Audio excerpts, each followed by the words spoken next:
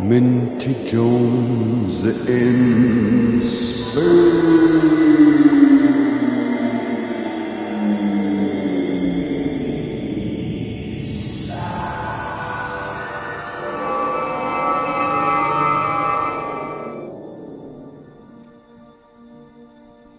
Hi there! Minty Jones here, how you going? And welcome back to Space Engineers Solo Survival, episode 2. Yes, here's my asteroid. It's been a slightly bigger delay in getting the second episode. I say that, but it'll probably appear on YouTube within a day or so, and will appear like to be no delay whatsoever. But that's the magic of the internet and bending time. Hi, peace to all mankind. Yeah, so now one thing I'm going to try and do in this video is say the comprehensive word M or E less, like a politician's taught to.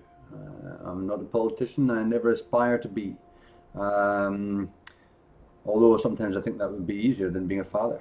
No, I intend to, and if you hear bigger pauses, it's probably because I'm concentrating and not saying the word M. But, gotcha. To bring you back up to date with what's been happening, and as I specified in my last video, I'm not going to be doing an exact day-by-day playthrough, unedited, of this solo survival series, because there are some things in this game which take time. I don't think they present the most interesting viewing, and I'm attempting to make this game as utterly exciting as possible. I find it exciting. That is relative, I suppose. And we're back on my spreadsheet love. No tea today, just pure coffee, pure adrenaline for this game. Let me take you forward to my base, and you'll notice something there that wasn't present before, and that's a blue plane on the left there. We'll come back to that. Welcome to the Beagle's Nest. Now, I do know how to spell, and I do know about punctuation.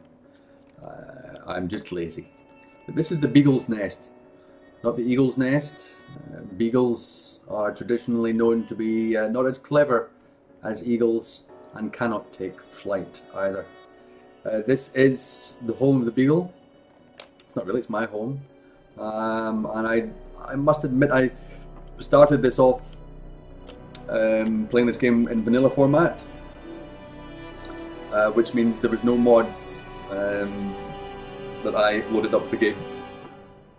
But in watching other people's videos, I've noticed there's quite a lot of good mods out there, and I still only have 2 or 3, 2 that I can find, the third I can't, that I've uploaded to this game just to make use of them. One being obviously the letters mod there, which is not functional in any way, shape or form, purely aesthetic reasons. And another one I have incorporated is Gears and Things. Now, Gears and Things was created by, if I can find in the workshop who I'm subscribed to, and if we have a look at, of course I'm not printed any shit. Now, I'm getting a pretty poor frame rate here of, oh, it's just popped back up to 24. It's not bad. It's not going to hurt the viewers. I'd like a bigger frame rate, but then again, well, what does it really matter? I'm being a bit pedantic in saying that. And now if I can find the ones that I have subscribed to, here we go, subscribed. I'm just over in Steam at the moment, by the way, in case you wonder why I'm looking over here and not at the game. Mechs mods, Gears and Things. Oh, I'm a liar. I've subscribed to 5 different mods. Actually, one of them's here now. I'll show you it as well. I think it's quite handy. Being slightly au fait with programming, I thought I'd try another one out, which is quite nice. Written in C++, which is quite exciting. One of the languages that I didn't quite get to, but I am familiar with Java type languages and object-oriented programming and things like that. I used to work many years ago as a Flash animator in the days when Flash was predominant on the web in quite young form. For those of us that are into that kind of stuff, HTML5's taken over and rendered most of my skills in that area obsolete. But I did study ActionScript 3, the programming language behind Flash, for many years. Well, ActionScript, then 2, and then 3. It taught me a lot about OOP, and I do love programming. People ask me in previous jobs, is it possible that you can do this on the website or this in a piece of software? And I just say anything is possible in the land of virtualness, which is really cool. And it virtually is. I just need someone to try and tell me something's impossible twice. If they tell me twice, I will make it possible. If they tell me something's impossible once, it is impossible. But if they can tell me it twice, I will usually get them to repeat themselves. I will endeavour to rise to the challenge and show them how possible it is. Not that I always succeed. Sometimes I'll lie on the floor and cry in my attempts, especially if I've promised a client that I'll be able to do this for them. Let me just show you quickly this mod here. So a few colours have introduced themselves, a few more colours have introduced themselves onto my platform at the Beagle's Nest, and you'll also see a doorway and a little bit of a porch roof there, just to stop the rain when you're trying to get your keys out of your pocket. This is one of the mods I've incorporated. I've been doing a couple of tests on my platform here for a couple of reasons, but this mod here. This mod is a scrolling inventory and status report single LCD panel made by somebody. Who's it made by? Let's see. I'll give you a shout out because you need it. No, you don't need it because you've not had enough ratings. I should give you a rating. Let's give you a rating. How do I do that? I don't know. Who made this? Some dude. Delacroix. Well done, Delacroix. And what this is some information that has been pulled from within the game's data to show you a number of things without having to jump into your K screen, and it gives you an update on what you've got in stock and how much power usage you're using. Nuclear reactors, you can see there. It's also got solar panels there. And a couple of other things. Shows you how much ore you've got in storage that's not been refined, how many ingots and how much refined materials you have, and then how many components you have. There you go. Oh, there's a poltergeist in the house. I think my head might have blocked that from being caught in video. That could have been the very first evidence of a poltergeist, or the laws of physics. So we might have Newton to thank for that. All right, so that's a nice little mod. I'll show it without hovering over it. Nice black and white there. This is controlled by this timer block here, which switches the screen every 10 seconds, I think, and this programmable block here. And for those of you that are interested, I'll just quickly hop into here. And if we look at the programmable block and edit it there. Now all that text there makes me feel really excited, and I'm sorry if that makes me out to be a nerd or a geek or any combination of those two words. But I do love programming. I love the English language. I love mathematical language, although that can get a bit hardcore. I hate chemistry, but I do love the programming language. It is a language of logic, and no ambiguity whatsoever. Anyway, that's enough of that, because this is not a tutorial in programming languages. Yeah, oh look! Who's this? Who's this? We've got Jemima Collyfiddle here, as usual. She has a friend. Now, unfortunately for Jemima, this friend wasn't as she was, an incarcerated prisoner from Earth. This guy is just purely a build of a machine from me. Ouch. And this is my welder, my welding ship. I quite like the colour scheme. This took a little bit of fiddling around to actually get going, because the one thing you've got to take in consideration with the welding ship is the size of the cargo containers and also your conveyor system, because only certain components will fit through small conveyor tubes. That I found out the hard way. Steel plates. This is where some of the simulation of this game might be, breaking believability, when you can't fit a steel plate through a small conveyor tube, and yet you can carry quite a number of them on your person. Yes. Suspend your disbelief, guys. It's what you've got to do most of the time.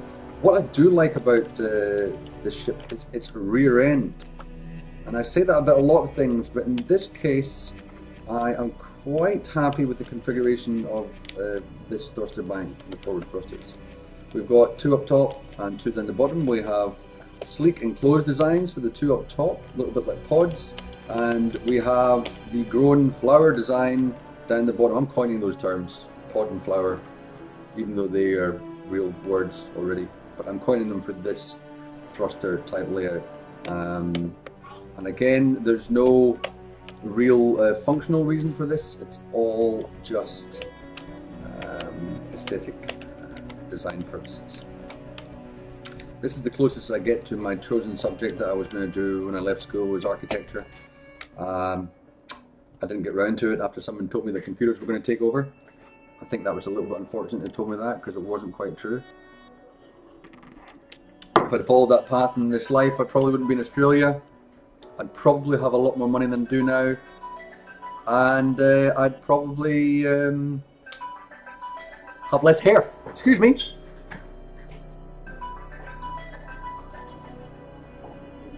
Actually, I'm back. Sorry, there will be a few edit points in this episode, as it is not exactly the right time of night for me to be doing this. What is the time? Because I need to pop off in a minute actually to collect my son, and then I'll be back this evening. But we'll just take a quick gander at this little baby. Now, I don't think I've actually given this guy. Terminal is not connected to any ship. How very dare you? That's because I didn't jump in. Oh, here we go. Here we go. I'll just quickly rev up the engines. Just press that accelerator. You can hear the revs increasing. Can't really. That is just my overactive imagination. Look at that. Look at the glow. Look at that white glow around there. It's beautiful. So yeah, this ship is a welder. It is a bigger version of the welder that you have on your character, and can alleviate the welding experience slightly, and get things done a bit quicker. Anyway, as I said before, I don't think I've named this ship, which is a shame.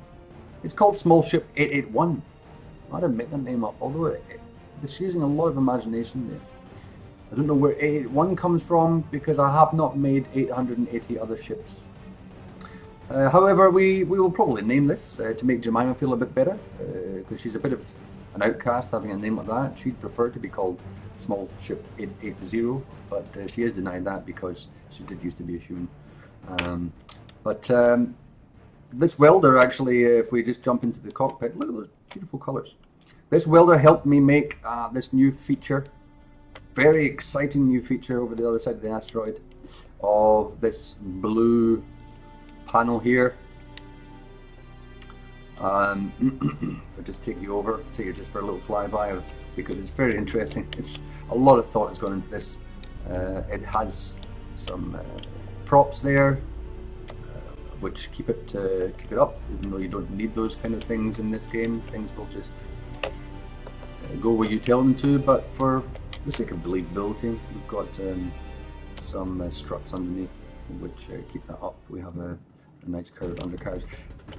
There are some blocks missing in this game. I'd love a block to fill that corner there on a nice angle, but they're not there yet. And this is using the newer armor blocks here and here, which essentially are the same as one ramp, but they're two separate blocks. We just quickly. What am I doing? Just absolutely. I'm not past my license to fly the welder yet. I'm absolutely terrible. If I just take her down here and land her, we'll just quickly take a run through where this goes. Engines off, keys in the pocket, and off we go. Yeah, so this actually is accessible from inside the asteroid here, on this side. As you can see, here's my front door. Look at that. We go through, and we've got that there, that corridor there. And if we keep running around here, we have another access port over here, which brings us out on this side. I'll show you what this hole in the floor is in a minute. Yeah.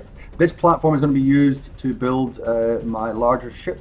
There's a welder from a previous dead body of mine. Anyway, so that's a slightly new feature in a nice blue, which the Ice Cave has been using a lot. I'm gonna just take a little break there because I've got to go and do a couple of things, and I will be back very soon. Hi again. Sorry for that interruption. In that time, you can see the world has grown dark. The apocalypse is here. There's only fire and brimstone outside, and so I will while away my last hours on Earth playing some more Space Engineers. Yeah, I know I'm annoyed. You know what it's like when you record things. Most of you that are watching this probably do take part in these kind of things. Some of you won't, some of you will. Whatever. But yeah, I recorded 15 minutes of footage there and discovered that my audio on my webcam was completely corrupted. Luckily, I said nothing of worth whatsoever and did nothing of worth either. So let's pretend that never happened. Hey again. I was showing you around. Sure, that wasn't as big as it was last time, though. That rather large phallic type object in the background. I was showing you around the base. I was taking you back through what I've done. Let's see if I can do it a bit quicker. Let's see if I can fit more in than I did in that last 15 minutes I recorded, where nothing was of any use. Anyway, and that can be done by running. Let's run and get some oxygen, because I remember last time I ran out of it. And that really was annoying as well. So many things that I can do this time round in a re-recording that will help me fit in an extra 2 or 3 minutes of exciting and unmissable footage. Anyway, why am I pressing that? It only takes one press to get my oxygen back. Let's walk around this instead of flying over it like some kind of Superman. And let's go through the newly formed porch. I was trying to put the Beagle's Nest title on this plane here, but because it's angled, it didn't work. Sad but true. And that goes for a few things in this game actually. It's like interior lights, for example. Love to put interior lights on here, but look. Nah, I'm going to float in midair. Defying gravity. But there is no defying gravity in space because there is no gravity easily defied. Anyway, yeah, they haven't managed to cater for this, because even though that's a half block there, it still has a boundary of a full block. There's just transparency in it. So, and it doesn't even let me put that there. Anyway, come in. I'm going to close the door behind me. I feel that in my experience, British people have a habit of closing doors behind them and locking them firmly, keeping their windows closed, and I think mostly in part due to the atmosphere the environment and the weather, especially in Scotland, where I come from originally. Oh, there's a big hole in the floor. But in Australia, it's totally the opposite. And after growing up on a steady diet of neighbours and home and away, if you watch that as well, you'll have noticed how the neighbourhood walked in and out of each other's houses without even knocking, really. Just straight through the back of the front door. They were always open, welcoming, I suppose, foolish to another. But it did paint a picture of neighbourliness. And it is true that it is the way we operate, or a lot of Australians operate. And I think, again, it's another adaptation of the environment, especially in hot summers in Queensland. Why is my frame rate only 20? But that's neither here nor there. Sometimes I'll go out and not lock my door, and sometimes I won't. I've never been... I think another reason that the people in the small towns in Scotland lock their doors is because there's a lot of thieving bastards about. Anyway, I don't hear of a lot of break-ins here in Australia. I'll just get this interior light out of my vision. Welcome to the downstairs few floors of my home base. And I'm not referring to the British store, DIY homeware store, even if that still exists. I don't know, my mates used to work there when I was young. I've made structural differences, mostly aesthetic differences down here, no systems. I've just been, putting blocks here and there, using up some of the materials that I've garnished from the space around me. Let me first take you down these flights of stairs. I invited one of my interior decorators around. Only to find later on that he was colourblind. It's unfortunate. However, it's nice. It's colourful. I mean, we could all have black and white things. I mean, black and white can be quite classy. But yeah, a bit of colour and space. That's all right. So this is the reactor room. It was used to be just an open area. It's now housed. We've got a lot of productivity and efficiency modules now attached to many of the refineries and assemblers. What I wasn't able to show you before. All the conveyor systems are hidden behind these walls now. But what I wasn't able to show you before, because I was being silly, was got a couple of... Who have we got in here now? Well, we had our assembler Sister Space Tech Molly Ringball. No real reason for them being that way, but our refineries, we've got Sweaty Betty on fire. She started life as just Sweaty Betty. But then, as I increased her productivity to 400% with 4 productivity modules, she went on fire. And that's Sweaty Betty on fire, so she's even sweatier, although the sweat does evaporate quite regularly with fire. There's Goody Goody Gumdrops.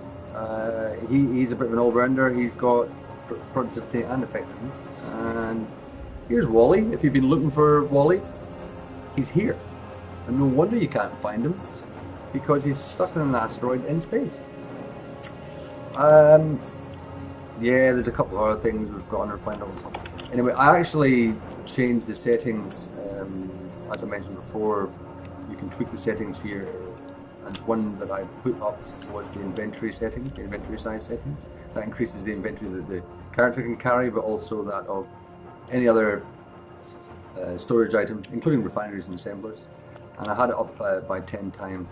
Now that enabled me to gather and store a bit more at a bit of a quicker pace, but I've decided to turn it back down again, not to realistic levels, but back down to 3 times the usual amount. And I had to do a little bit of shuffling of the stuff I had to make sure that none of it was truncated when I restarted my game.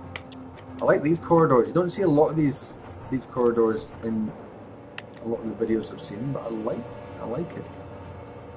It reminds me very much of the real life space stations, the RL space stations you get, where you You see the guys floating through, they all float, push themselves off, float, whoa! I'm not at the right angle here to do it properly.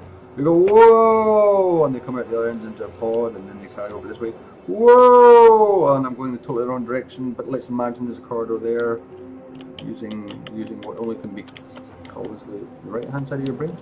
Here's a room here. The interior decorator did a little bit of a better job here. We have an orange stripe, although he put a blue stripe there for some reason. I think he's dyslexic as well as colorblind.